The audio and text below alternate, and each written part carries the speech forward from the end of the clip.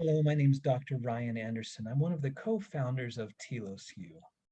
I'm here today to help you learn some things about the processing approach.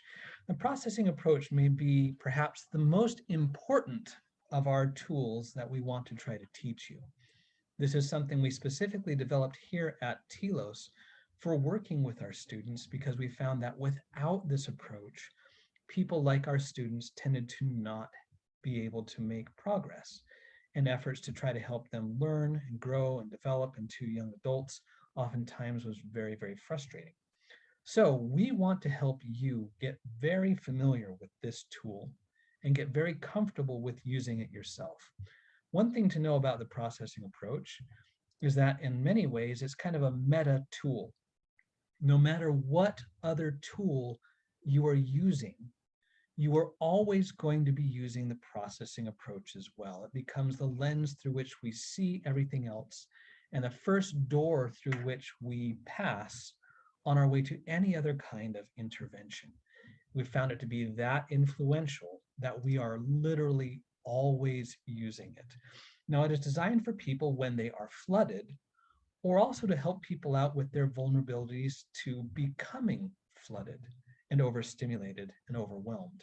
And while we specifically designed this for people who have information processing disorders, one thing to keep in mind is that everyone has some degree of vulnerability to being flooded. And therefore, this is a tool that can be useful for anyone when dealing with anything that has any kind of emotional load or any kind of difficulty associated with it. So this is a good tool to learn and to apply liberally, both with your Telos U student, but in any other areas in your life where you deal with issues that are emotionally sensitive. Now, to do this properly, you do need to be able to approach other people with a heart at peace. If you've not yet read the book, The Anatomy of Peace, or The Outward Mindset, we heavily recommend that you do so because trying to use the processing approach without having a heart at peace tends to not be effective at all. But this has to do with the tone of our hearts towards other people. Are we seeing them as a person or as an object? Are they as real to us as we are to ourselves?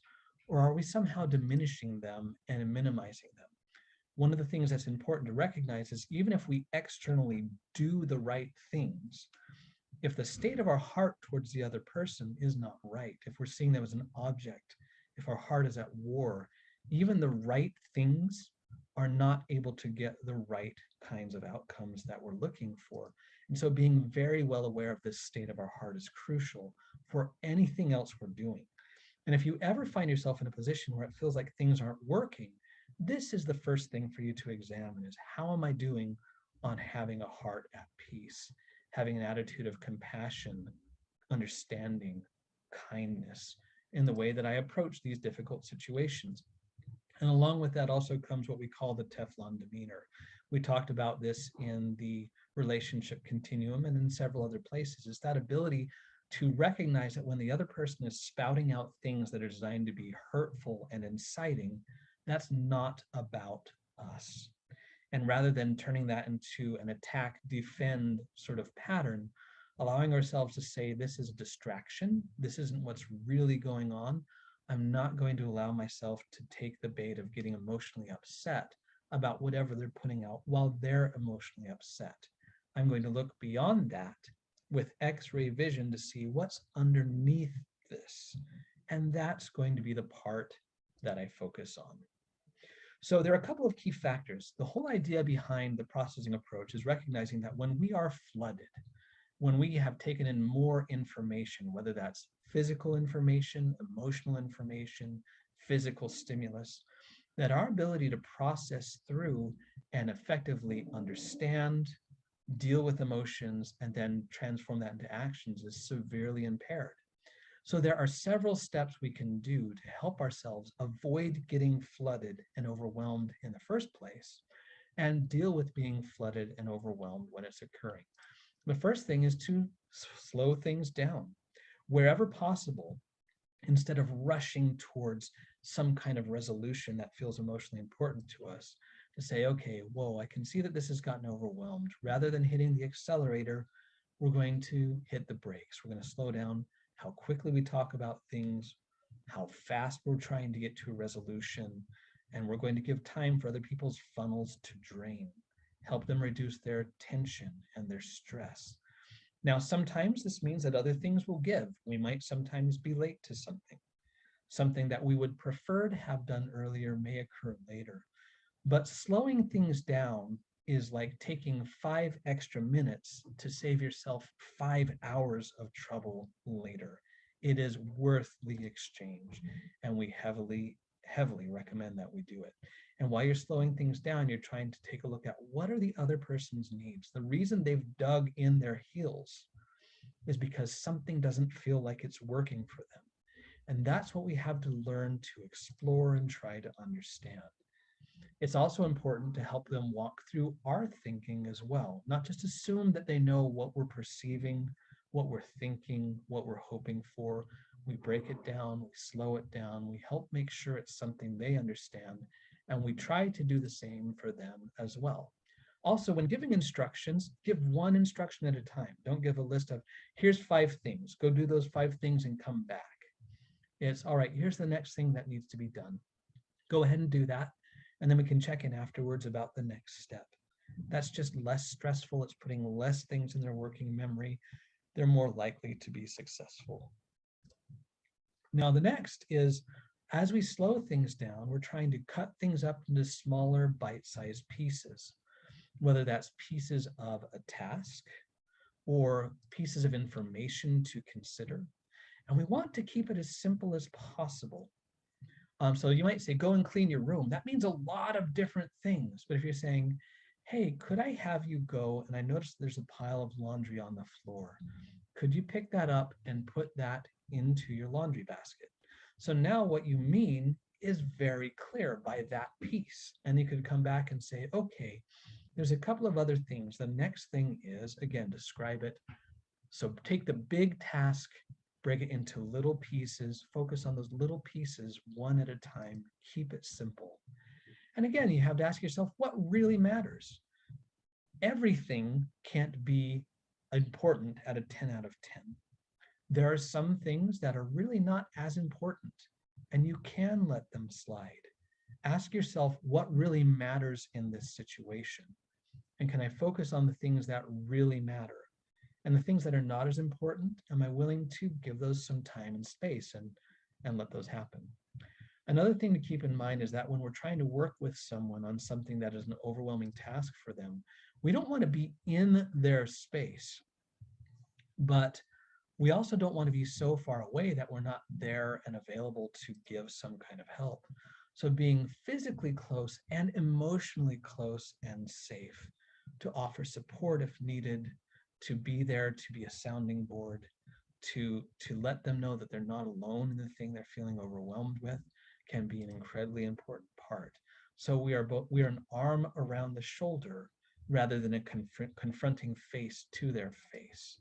And it should feel non-threatening. It should feel like we're invested in them being successful and that we care about the emotional experience they have while they're working on being successful. One thing to keep in mind is that anytime you're trying to give some kind of a direction, make sure that you've actually gotten into their line of sight and that they have eye contact with you before you try to give an instruction. Don't assume that they've heard you, even if they say, yeah. If you haven't had face-to-face contact, don't assume that they've heard and understood what it is you're trying to instruct them in. We need to go into things with a willingness to compromise. Again, the outcome is what matters most. And you have to be clear, what is your dog in this fight? And you have to also be clear about what can genuinely be flexible. Now, you should not compromise on important principles, but you can compromise a lot on how you accomplish the outcomes that would be indicated by those principles. If you are rigid, you're going to invite rigidity from them. So there's a whole other webinar called Rolling with Resistance. We recommend that you take a look at that because that goes into this in great depth. Be flexible on methods, but not on principles. And sometimes you need to give a little. Sometimes you need to be willing to compromise 20% to get 80% of what you want. And that can be what it takes for them to get unstuck. That's something that we call the 80-20 principle. Look at what you can give. Look at where you can compromise. Look at what would make things a better experience for them. And you'd be surprised that you don't have to sacrifice everything that's important to you. Sometimes it's a small percentage to get what matters most. And again, you want to compromise and problem solve, but you don't want to bribe. Bribing in the end is really not helpful. It's a short-term solution at best, which becomes less effective over time. You want to find something that feels like a genuinely workable solution for them and for you. Another thing to keep in mind is what we call the 3 C's. And anything that we're trying to communicate with other people, it's very easy for miscommunication to happen. So we want to think about 3 principles in our communication. One, we want to make it very clear. When we're trying to make something understood, avoid metaphors, abstractions, or implying things. Say exactly what you mean. Make it concrete.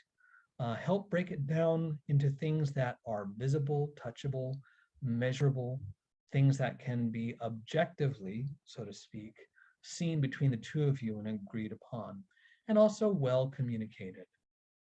Sometimes what that means is you need to help the other person connect the dots between things that you might think are just understood or are just obvious. So keep in mind, anytime you're running into difficulty or when someone's under stress, these become more important. Break it down, slow it down, be very clear, make it concrete, make it well communicated. Now, the next principle is the idea of forecasting. Flexibility and shifting can be difficult for people who have information processing issues. And for all of us under stress, this becomes difficult.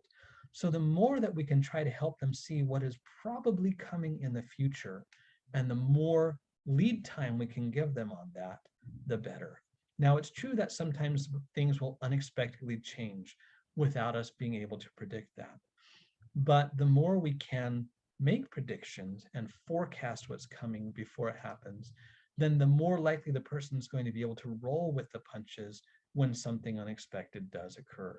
So give heads up about transitions. Hey, later this afternoon, we're doing X, Y, and Z. I'm going to check in with you 30 minutes ahead of time to help you begin the process of shifting and getting ready to go.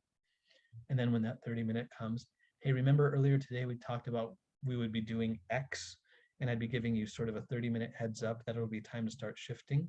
Well, now it's time. So knowing that that prompt is coming, but also giving time for the shift is helpful.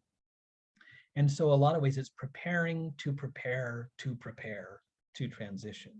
And again, this is the 2 extra minutes that saves you an hour later on. So give as much lead time as you can whenever possible. When something changed and plans have had to change, be explicit. This is what changed. And this is why the time frame or the task had to change. Don't assume that they just understand why things changed. Another piece is front loading. Now, some of you may be old enough to remember the really old computers where in the beginning you had to load the operating system before you could do anything with the computer because it had so little memory.